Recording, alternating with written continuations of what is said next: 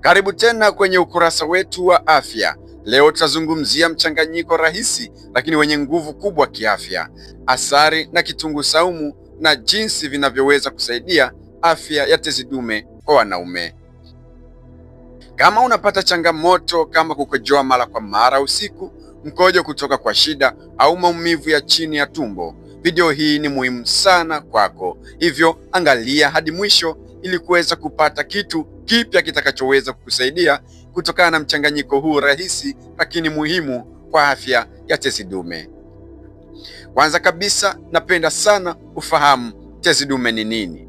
Tezi dume ni kiungo kidogo kilichopo chini ya kibofu cha mkojo kwa wanaume. Kazi yake kubwa ni kusaidia uzalishwaji wa majimaji yanayobeba mbegu za kiume. Tatizo linakuja pale tezi hii inapovimba au kuongezeka ukubwa, hali inayoweza kusababisha usumbufu mkubwa katika ukojoaji na hata kuathiri nguvu za kiume.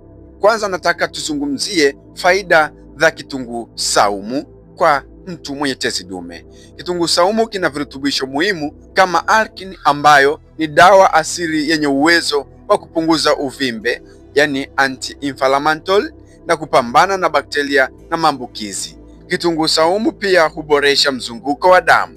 Kwa mtu mwenye tatizo la tezi dume, kitunguu saumu kinaweza kusaidia kupunguza uvimbe wa tezi dume na kurahisisha mtiririko wa mkojo.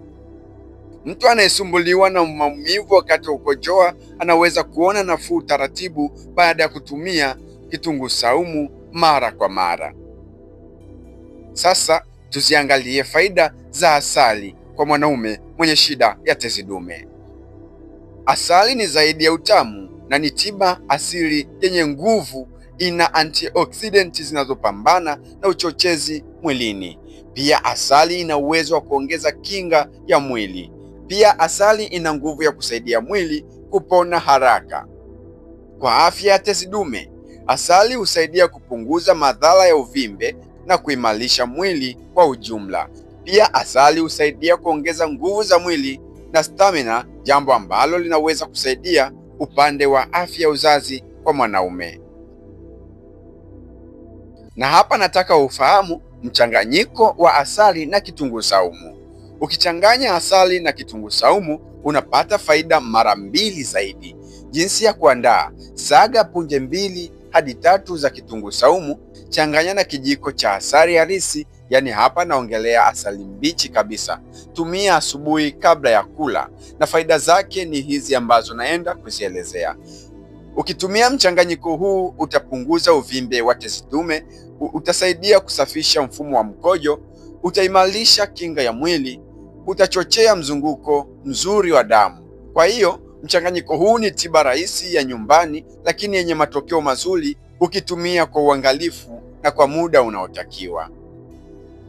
Tahadhari muhimu ambayo unatakiwa kuichukua: ingawa mchanganyiko huu ni mzuri sana, pia ni muhimu kufahamu mambo haya matatu kabla hujaanza kutumia.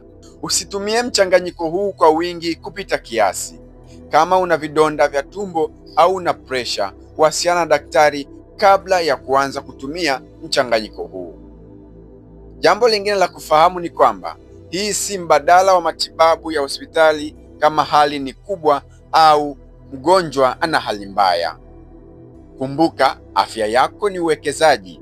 Usichukulie kwa majaribio bila ushauri wa kitaalamu. Kwa kifupi, asali na kitunguu saumu ni msaada mzuri wa asili katika kuboresha afya ya tezi dume. Anza kujijali leo, badilisha mtindo wa maisha, kula vyakula sahihi na zingatia afya yako kwa ujumla. Unaweza kuchukua namba yangu katika video hii kwa mawasiliano zaidi na kwa kuweza kupata tiba ambayo ni sahihi kwa ajili ya kuimarisha afya ya tezi dume na kutibu tezi dume bila upasuaji. Jina langu naitwa Dr. Emmanuel Tofilo, mtaalamu wa afya ambaye nimewasaidia wanaume wengi sana kuweza kuboresha afya zao. Usisahau kulike video zetu, kushare kwa wanaume wengine waendelee kujifunza zaidi, na kubonyeza neno subscribe ili uendelee kupata elimu zaidi za afya kila siku.